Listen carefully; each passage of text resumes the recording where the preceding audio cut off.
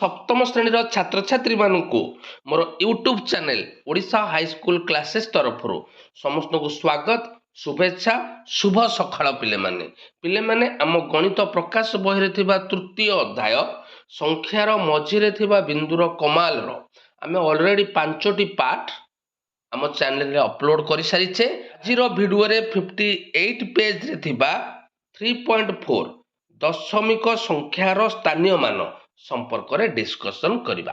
तेबे वीडियोटी आरंभ करबा पूर्व समस्त पिलांको पाखरे अनुरोध रखिबी जो माने मो चैनल नुआ मात्र एपर्यंत मो चैनल को सब्सक्राइब करना हो चैनल को सब्सक्राइब कर दियो, वीडियो को लाइक कर दियो, वीडियो को बहु मात्रा रे तुम सांग मानक सहित शेयर कर दियो। तेबे डेरी करबानी आस आज वीडियोटी स्टार्ट करबा। तृतीय अध्याय संख्यार मझिरे थिबा बिंदुर कमाल 3.4 दशमिक संख्यार स्थानीय मान। कौन सी एक वस्तुर सठिक माप निर्णय करबा पाई आमे यार किछि अंश को छोट छोट 10टी समान भाग रे विभक्त करिथाउ। जेपरिक एक एकक को 10 दशांश एकक, एक दशांश एकक को 10 शतांश एकक रे परिणत करी छोट छोट अंश को मापी था। तबे पिले माने आमे पूर्व वीडियो मानक देखी जे गोटे जेकोसी छोट जिनिसर दैर्घ्य को मापिबा पाई प्रथम मन रख, प्रथम टिके मन पका जिते आमे पेंसिल को मापिले तेणु प्रथमे कौन करथिले ना एक एकक थिला, एक एकक मध्य रे से पेंसिलटा रहुथिला तेणु से पेंसिल को आमे मापि पारलु नथिले, तार निर्दिष्ट दैर्घ्य केते जानि पर नथिले तेणु से एक एकक को आमे 10 भाग करथिले। पुनर्बार से 10 एकक को प्रत्येक एकक को आहुरी 10 भाग करथिले। एही परे आमे क्षुद्र एकक रे विभक्त करी आमे जे कोनसी द्रव्यर दैर्घ्य सठिक भाव रे मापि पारुथिले। एक एकक को 4 समान, 5 समान, 8 समान भाग किंबा अन्य कोनसी समान भाग रे आमे विभक्त करि परिबा नाही कि?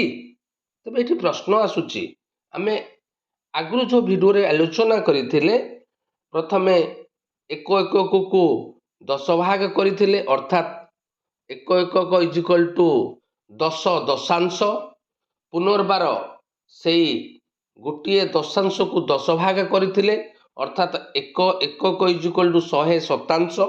तबे एठी प्रश्न आसुची आमे ताकू 4 समान भाग, 5 समान भाग, 8 समान भाग करि परिबा ना नाही? हां, ताकू मध्य पिले माने आमे जेतिकी समान भाग चाहिबा करि परिबा। 5 समान भाग करि परिबा, 8 समान भाग करि परिबा। एहाकू 10 समान भाग रे विभक्त किंबा 4 समान भाग रे विभक्त कले समान लंब को किपरि देखा जाए ताहा निम्न उदाहरण रे सूचना दिए जाइछि। पिले लक्ष्य कर हमर प्रथम चित्र को लक्ष्य कर पेंसिल रो दैर्घ्य केते। तेबे यह पूरा 2 एकक क्रॉस करूची, 2 एवं 3 मध्य रे रहिची। तेबे 2 3 ए जो एक एकक रहिला ताकू समान से 10 भाग करिछि, जा फल रे कि हमर प्रत्येक भाग हला केते ना 2 पूर्ण 1 विभक्त 10।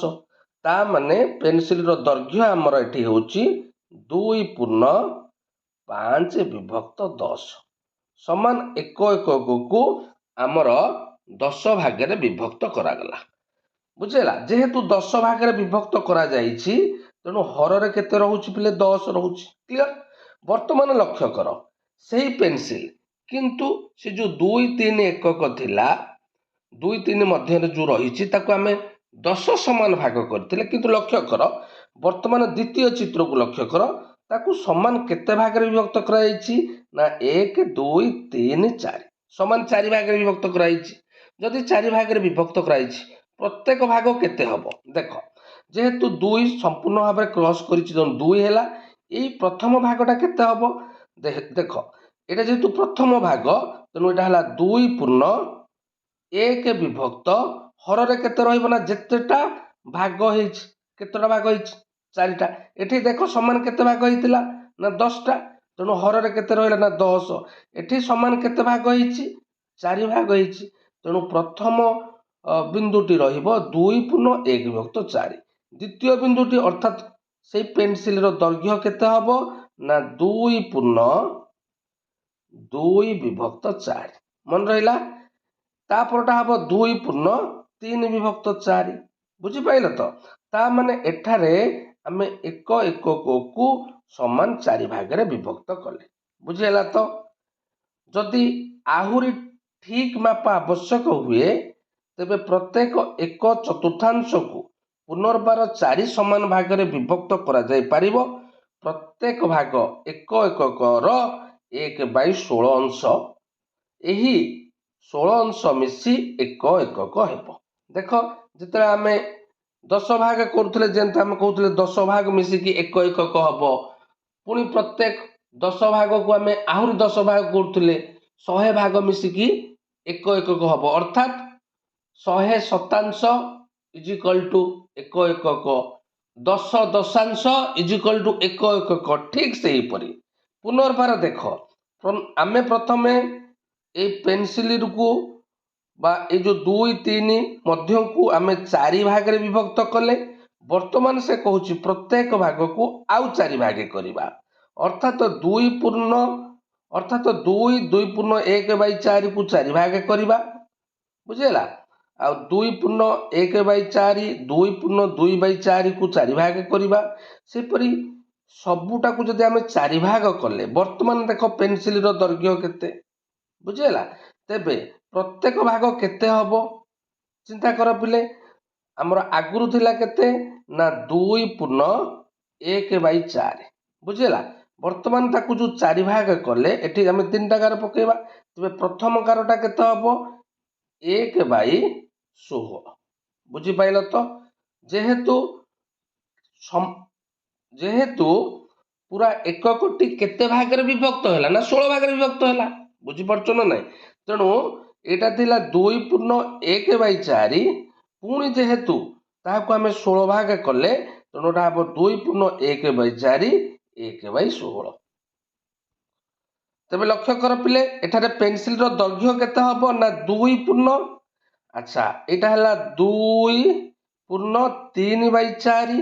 ଆଚ୍ଛା, ଏହାର ପ୍ରତ୍ୟେକ ଭାଗ କେତେ କେତେ ଏକକ ନା 1/16। ତେବେ ପେନ୍ସିଲଟା କୋଉଠିକି ଟଚ୍ କରିଛି ଲକ୍ଷ୍ୟ କର। ଏ ପେନ୍ସିଲଟା 2/3/4ର ଗୋଟିଏ ଗାରକୁ ଟଚ୍ କରିଛି, ମାନେ ଏଟା ହବ 1/16। ତେଣୁ ଏଠି ପେନ୍ସିଲର ଦୈର୍ଘ୍ୟ ଆମେ କହିପାରିବା 2/3/4 1/16। ବୁଝିହେଲା ତ? 1/16 ଅଂଶ କେତୋଟି ହେଇକି ଏକ ଏକକ ହବ ନା 1/16 ଅଂଶ 16ଟି ହେଇକି 1 ହବ। ଏଠି 16 କଟିଗଲା। ବୁଝିହେଲା? ତା ମାନେ ଏଠାରେ ଆମେ ଏକ ଏକକକୁ ସମାନ 16 ଭାଗ କଲେ। ପୁଣି ସେଇ ପ୍ରତ୍ୟେକ ଭାଗକୁ ପୁଣି ଯଦି ଆମେ 4 ଭାଗ କରିବା, ତେବେ ପ୍ରତ୍ୟେକ କ୍ଷୁଦ୍ର ଏକକ କେତେ ହବ ନା 1/16 ହରଣ 4 ସମାନ 1/16 ଗୁଣନ 1/4 ସମାନ 1/64 ହବ। ବୁଝିପାରିଲ ତ? ତାକୁ ମଧ୍ୟ ଆହୁରି କ୍ଷୁଦ୍ର ଏକକ କରିହବ। ଏକ ଏକକକୁ ପ୍ରତିଥର 10 ଭାଗରେ ବିଭକ୍ତ କରିବା କାହିଁକି? ତେବେ ଯଦି ଆମେ ଏକ ଏକକକୁ 4 ସମାନ ଭାଗ କଲେ, 4 ସମାନକୁ ପୁଣି 16 ଭାଗ କଲେ, 16 ଭାଗକୁ 64 ଭାଗ କରିହବ। ବୁଝିହେଲା? ଏକ ଏକକୁ ସେହିପରି 8 ଭାଗେ, ତାପରେ ସେ ପ୍ରତ୍ୟେକ ଭାଗକୁ ମଧ୍ୟ ଆହୁରି ଆମେ ବିଭକ୍ତ କରିପାରିବା। ତେବେ 10 ଭାଗ କାହିଁକି କରୁଛି? କାରଣ ଭାରତୀୟ ସ୍ଥାନୀୟମାନ ଲିଖନ ପ୍ରଣାଳୀରେ 10ର ବିଶେଷ ଭୂମିକା ରହିଛି। ଭାରତୀୟ ସ୍ଥାନୀୟମାନ ଲିଖନ ପ୍ରଣାଳୀରେ ଲିଖିତ ଏକ ସମ୍ପ୍ରସାରିତ ସ୍ୱାଭାବିକ ସଂଖ୍ୟା ପାଇଁ 10ର ଭୂମିକା ଗୁରୁତ୍ୱପୂର୍ଣ୍ଣ। ଉଦାହରଣ ପିଲେ ଦେଖ, 284 ଆମେ ଏଠି ଲେଖୁଛେ 2 ଶତକ। ବୁଝିହେଲା? 2ର ସ୍ଥାନୀୟ ମାନ ହେଉଛି 2 ଶତକ, 8ର ସ୍ଥାନୀୟ ମାନ ହେଉଛି 8 ଦଶକ, 4ର ସ୍ଥାନୀୟ ମାନ ହେଉଛି 4 ଏକକ। ପ୍ରତ୍ୟେକ ସ୍ଥାନୀୟ ମାନ ଏହାର ଡାହାଣ ପାର୍ଶ୍ୱରେ ଥିବା ସ୍ଥାନୀୟ ମାନର 10 ଗୁଣ। ସେହିପରି ପ୍ରତ୍ୟେକ ସ୍ଥାନୀୟ ମାନ ଏହାର ଠିକ ବାମ ପାର୍ଶ୍ୱରେ ଥିବା ସ୍ଥାନୀୟ ମାନର 10 ଭାଗ। ଅର୍ଥାତ୍ ଭାରତୀୟ ସ୍ଥାନୀୟ ମାନ ଲିଖନରେ ପିଲେ 10ର ଭୂମିକା ବିଶେଷ ଗୁରୁତ୍ୱପୂର୍ଣ୍ଣ।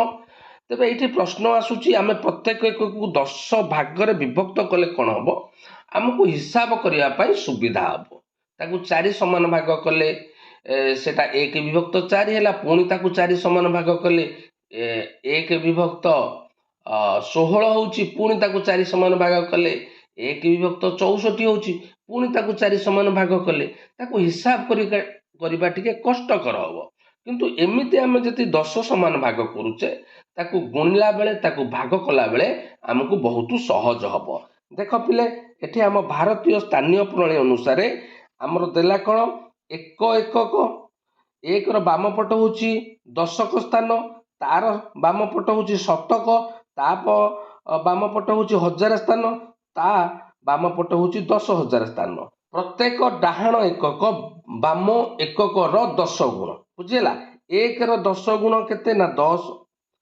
10 ର 10 गुण केते ना 100 100 ରେ 10 गुण केते ना 1000 1000 ରେ 10 गुण केते ना 10,000 सही परि प्रत्येक बाम एकक डाहाण एकक 10 भागरु भागे बुझेगा तार उल्टाटा अर्थात 1000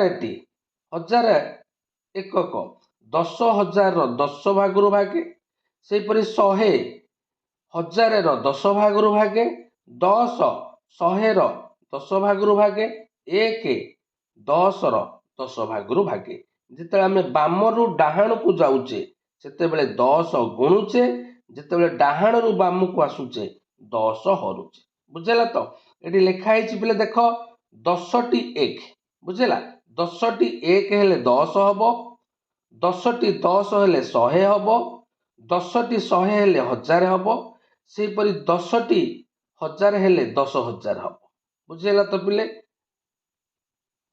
संख्या लिखिबार प्रणाली को 1 ठारू छोट अंश विस्तार करने आम 1 को 10 भाग विभक्त करू एथुरु आमे कौन पाऊ ना एक दशांश अटे यह को आहुरी 10 भाग कले 1 शतांश मिले बुझेला तो तेबे लक्ष्य कर आमे केवल बाम को 1 ର बाम आड़ को गले 10 गुण 10 गुण तेबे ये प्रश्न आसूची यार पुनर्बार विस्तारित करा जाई पारिबो ना नहीं अर्थात डाहाण को 1 ର जदि आमे डाहाण को जिबा सेटा हबो केते ना 1 विभक्त 10 बुझेला ता डाहाण को गले 1 विभक्त 100 बुझीपार तो तेणु 1 विभक्त 100 ର 10 गुण 1 विभक्त 10 1 विभक्त 10 ର 10 गुण 1 1 ର 10 गुण 10 बुझेला तेबे यह को आगु को नहीं हब ना नहीं नहीं हब बुझेला आर जदि आम बाहर करवा एठी एटा हिजबो 1 विभक्त 1000 तापरटा हिजबो 1 विभक्त 10,000 बुझेला तो एहीपरि आगु को आमे मध्य ताकू नहीं पारिबा 1 विभक्त 100 को 10 समान भाग रे विभक्त कले केते हबो ना 1 विभक्त 1000 बुझेला एठी हमरे 1 विभक्त 100 पाइथिले बुझेला ए 1 विभक्त 100 को जदि आमे 10 समान भाग करबा तेबे ता परटा आसीबो 1 विभक्त 1000 तेबे लक्ष्य कर एहा को गोटे चित्र माध्यम रे देखैछि प्रथमे आमे 1 1 को 10 भाग कले ता माने प्रत्येक भाग होला 1 विभक्त 10 बुझेला एटा हला 1 विभक्त 10 2 विभक्त 10 3 विभक्त 10 वर्तमान एटा हला 6 विभक्त 10 7 विभक्त 10 ए 6 विभक्त 10 7 विभक्त 10 को पुणी 10 भाग कला ये जो 10 भाग कला टिके लक्ष्य कर पिले तबे आमे जानिचे 6 विभक्त 10 7 विभक्त 10 ता मध्य रे किछि संख्या नाही बुझेला तेणु से कौन कला ना कौन सी संख्यार जदि डाहाण पटे आमे शून्य दबा तेबे कौन सी असुविधा नाही तेणु आकु करदेला 60 विभक्त 100 आकु करदेला 70 विभक्त 100 एणु 6 विभक्त 10 जहा 60 विभक्त 100 सेया 7 विभक्त 10 जहा 70 विभक्त 100 वर्तमान लक्ष्य कर आकु जते 10 भाग कला प्रथमटा हम 61 विभक्त 100 असुविधा नहीं 60 पर केते हम 61 तापर 62 विभक्त 100 63 विभक्त 100 64 विभक्त 100 तापर 65 विभक्त 100 तापर हम 66 विभक्त 100 67 विभक्त 100 वर्तमान 66 विभक्त 100 67 विभक्त 100 ताकू कौन कला ना 10 समान भाग रे विभक्त कला एठी सुविधा पाई 66 रो डाहाण पटे गोटे शून्य देला 100 रो गोटे डाहाण त माने एटा हेगला 660 विभक्त 1000 एटा हेगला 670 विभक्त 1000 आकु जो समान भाग में विभक्त कला प्रत्येक भाग केते हम ना ता परटा है 660 661 विभक्त 1000 662 विभक्त 1000 663 विभक्त 1000 664 विभक्त 1000 यहीपरि भाव प्रत्येक भाग आम पाईगले 1 विभक्त 1000 अंश बुझीगला। तो तेणु यहीपरि 1 विभक्त 1000 केतटा हेले 1 हम बोले यहीपरि 1 विभक्त 1000 1000टा हेले 1 हम केतटा 1 विभक्त 10 हेले 1 हम ना 10टा केतटा 1 विभक्त 100 हेले 1 हम ना 100टा सेहीपरि केतटा 1 विभक्त 1000 हेले आमर 1 हम ना 1000टा बुझीगला। तो पिले प्रत्येक सोपान रे 10,000 बाम पार्श्व स्थान को विस्तारित कले बड़ स्थानीय मान एवं 1 विभक्त 1000 दक्षिण पार्श्व रे स्थान को विस्तारित कले क्षुद्र स्थानीय मान आम पाइबा बुझीगला। तो ता माने पिले मन रख पिले एठी जिते आम डाहाण को जीवा सेटा हमर क्षुद्र एकक हब बुझेला। बाम पटे रहिले बड़ जिते आम डाहाण को जीवा क्षुद्र एकक हब अर्थात आम एठी कहि परिबा 1 विभक्त 100 बड़ ना 1 विभक्त 1000 बड़ ना 1 विभक्त 100 बड़ 1 विभक्त 10 बड़ ना 1 विभक्त 100 बड़ ना 1 विभक्त 10 बड़ बुझेला। तो तेणु 1 विभक्त 1000 हूँ क्षुद्र एकक ताकू जदि आम विभक्त करिया पुणी आहुरी 10 भागे करिकी 1 विभक्त 10,000 ताहा मध्य सबुठारु क्षुद्र एकक हेब। तेणु सेठे कहूची 1 विभक्त 1000 दक्षिण स्थान को विस्तारित कले आम क्षुद्र स्थानीय मान पाइबा अर्थात ताहार डाहाण को जदि आहुरी जीवा 1 विभक्त 10,000 आम क्षुद्र स्थानीय मान पाइबा बुझीगला। तो पिले वर्तमान लक्ष्य कर संख्या लिखिबार एही पद्धति को दशमिक पद्धति बोली कहा जाए बुझीगला। संख्या लिखिबार एही पद्धति को दशमिक पद्धति ताकू इंग्राजी रे डेसिमल सिस्टम कहा जाए कारण यह संख्या 10 उपरे आधारित तेणु लाटिन भाषा डिसिम यार अर्थ होची पिले 10 संस्कृत शब्द होची 10 सहित समान ओडिया कोंकणी मराठी गुजराती हिंदी काश्मीरी बोडो एवं आसामी भली अनेक भारतीय भाषा रे 10 बोली कहा जाए बुझेला। आमे परवर्ती श्रेणी रे संख्या लिखिबार अन्यान्य उपाय विषय शिखिबा।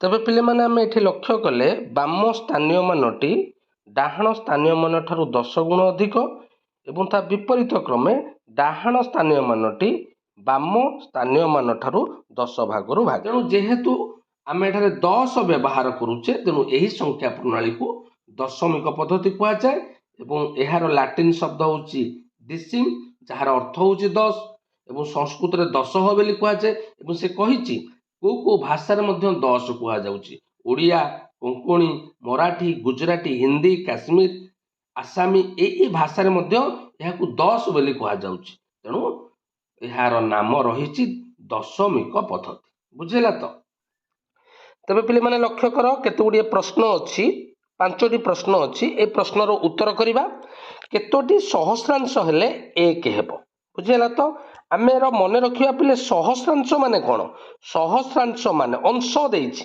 बुझेला। तो तेणु मन रखिथा 1 विभक्त 1000 केतोटी 1 विभक्त 1000 हेले आमर 1 हेबो आमे बेसिक कॉन्सेप्ट जानिचे पिले केतोटी 1 विभक्त 10 हेले 1 हेबो ना 10टी केतोटी 1 विभक्त 100 हेले 1 हेबो ना 100टी सेही परी 1 विभक्त 1000 केतोटी हेले ना 1000टी बुझेला। एठी 1000 कटि जीवो 1 हेबो बुझी पाइलो ना नाही। तेणु प्रश्न जो पचारि थिला पिले आमर केतोटी सहस्रांश हेले 1 हेबो तेणु सठिक उत्तर होची 1000टी हैला। तेणु उत्तर लिखिबो 1000टी सहस्रांश हेले 1 हेबो बुझी पाइलो।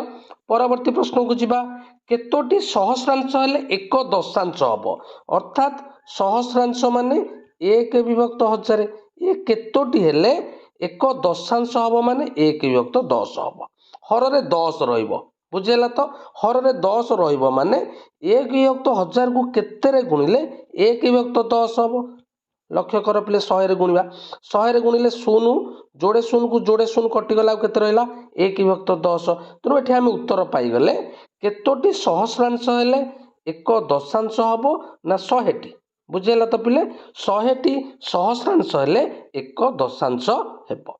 परवर्ती सी प्रश्न को जीवा सी प्रश्नटा कौन देछि देख केतोटी सहस्रांश हेले एक सप्तांश हबो बुझेला ता माने केतोटी 1 विभक्त 1000 हेले एक सप्तांश हबो माने 1 विभक्त 100 हबो बुझेला तो तेबे आमर 1 विभक्त 100 रहिबो ए 1 विभक्त 1000 रु गोटे शून्य कटिबा दरकार ता माने केते गुणिले गोटे शून्य कटिबो ना 10 जा फळे कि शून्य को शून्य कटिगला 1 विभक्त 100 रहिला तेबे आमे उत्तर पाई गले उत्तर री पचारथिला केतोटी सहस्रांश हेले एक सप्तांश हबो उत्तर हला 10 10 टी सहस्रांश हेले एक सप्तांश हबो बुझेला तो।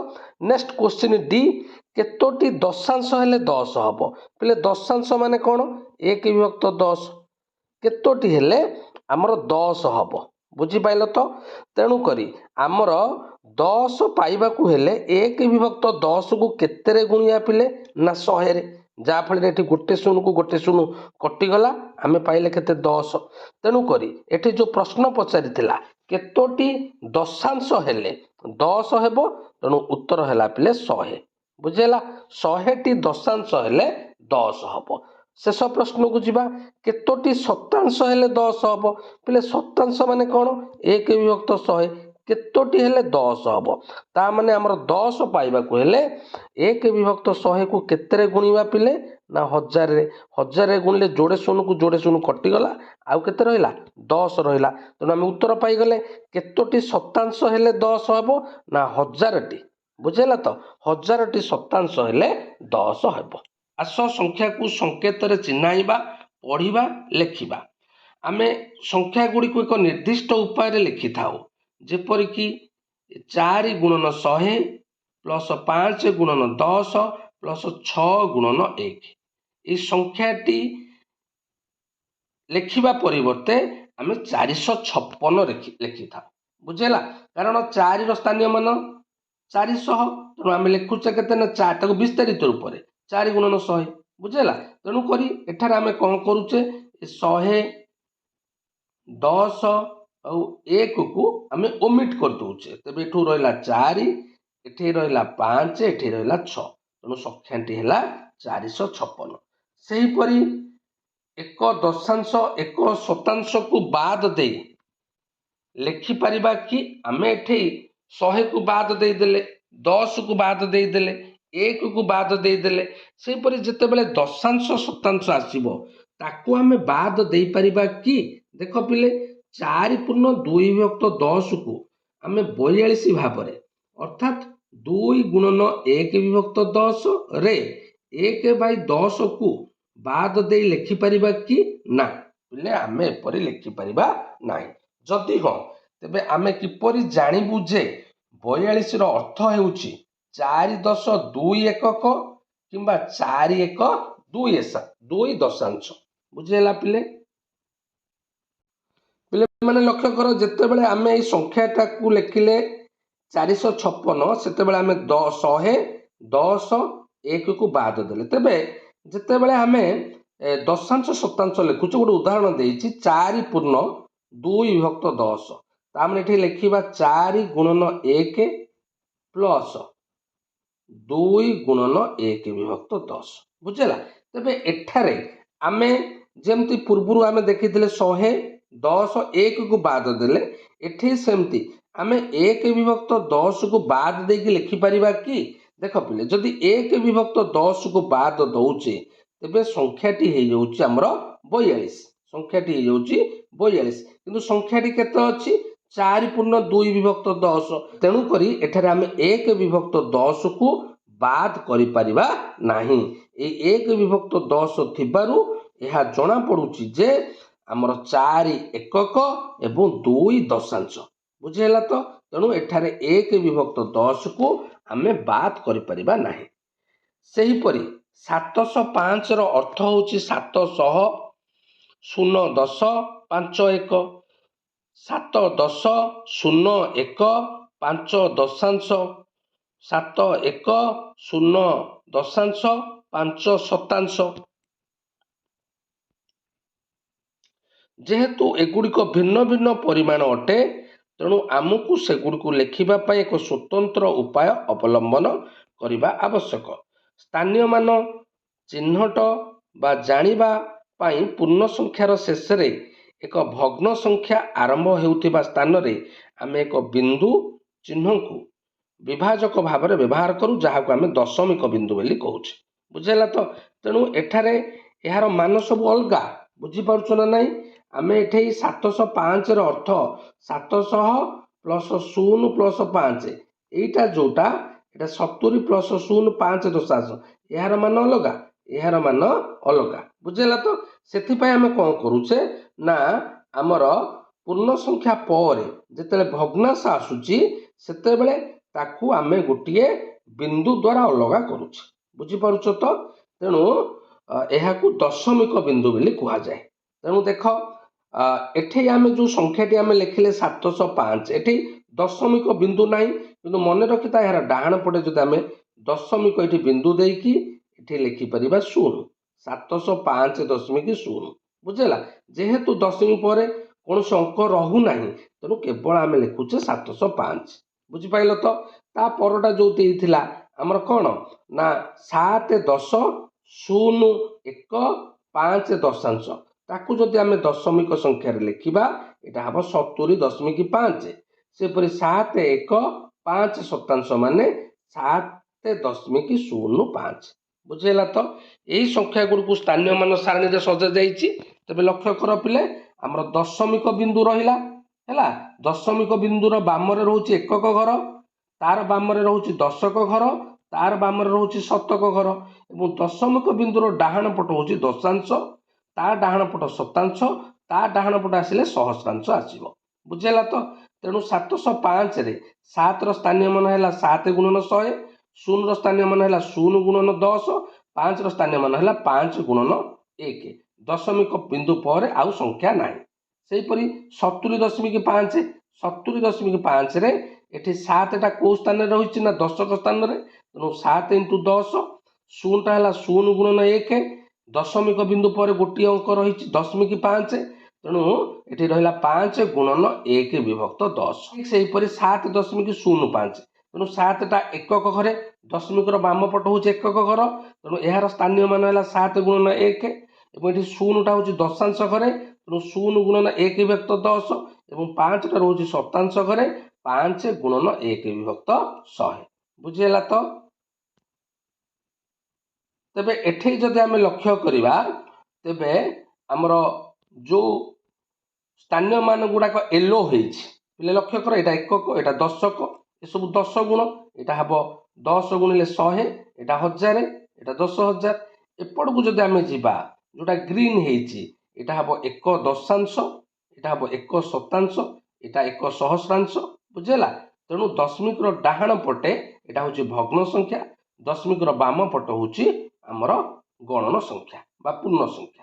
ସମସ୍ତେ ବୁଝିପାରିଲ? ଏହିପରି ଦଶମିକ ଚିହ୍ନଟ ହେଉଛି ଭାରତୀୟ ସ୍ଥାନୀୟ ମାନ ଲିଖନ ପଦ୍ଧତିର ଏକ ସ୍ୱାଭାବିକ ବିସ୍ତାର। 705କୁ 705, 70.5କୁ 70.5 ବା 7 10 5 ଦଶାଂଶ ବୋଲି ପଢ଼ିବା। ସେପରି 7.05କୁ 7.05 କିମ୍ବା 7 1 5 ଶତାଂଶ ବୋଲି ପଢ଼ିବା। 0.274କୁ ଆମେ 0.274 ପଢ଼ିବା। ଏହାକୁ 0.274 ବୋଲି କେବେ ପଢ଼ିବା ନାହିଁ। ପିଲେ ମନେ ରଖ, ଆକୁ କେବେ ଆମେ 0.274 ପଢ଼ିବା ନାହିଁ। ବୁଝିଲା? ଦଶମିକ ପରେ ଯେଉଁ ଅଙ୍କ ଗୁଡ଼ିକ ଆସିବ ତାକୁ ଅଲଗା ଅଲଗା ପଢ଼ିବ। ଆକୁ ପଢ଼ିବ 0.274। ବୁଝିହେଲା ତ? ତେଣୁ ଏଠାରେ ଆମେ ଆକୁ କହିପାରିବା 2ର ସ୍ଥାନୀୟ ମାନ ହେଉଛି 2 ଦଶାଂଶ, 7ର ସ୍ଥାନୀୟ ମାନ 7 ଶତାଂଶ, ଏବଂ 4ର ସ୍ଥାନୀୟ ମାନ ହେଉଛି 4 ସହସ୍ରାଂଶ। ବୁଝିହେଲା? ମନେ ରଖିବା କେବଳ ଏଠି ଆମେ ବେସିକ୍ ଜିନିଷ, ଦଶମିକର ଡାହାଣ ପଟ ଅଙ୍କଟା ହେଉଛି ଦଶାଂଶ, ତାର ଡାହାଣ ପଟଟା ହେଉଛି ଶତାଂଶ, ତାର ଡାହାଣ ପଟଟା ହେଉଛି ସହସ୍ରାଂଶ। ଦଶମିକର ବାମ ପଟଟା ହେଉଛି 1, ତା ବାମ ପଟଟା ହେଉଛି 10, ତା ବାମ ପଟଟା ହେଉଛି 1000, ତା ବାମ ପଟଟା ହେଉଛି 10,000। ଏତିକି ଆମକୁ ମନେ ରଖିବାକୁ ପଡ଼ିବ। ଏକ ସ୍ଥାନୀୟ ମାନ ସାରଣୀ ପ୍ରସ୍ତୁତ କର। ପ୍ରତ୍ୟେକକୁ ଦଶମିକ ରୂପରେ ଓ ସ୍ଥାନୀୟ ମାନ ଅନୁଯାୟୀ ଲେଖ ଏବଂ ପଢ଼। ଏହାକୁ ପିଲେ ଆମେ ନେକ୍ସଟ କ୍ଲାସରେ ଡିସ୍କସନ୍ କରିବା। ସମସ୍ତଙ୍କୁ ଅନେକ ଅନେକ ଧନ୍ୟବାଦ।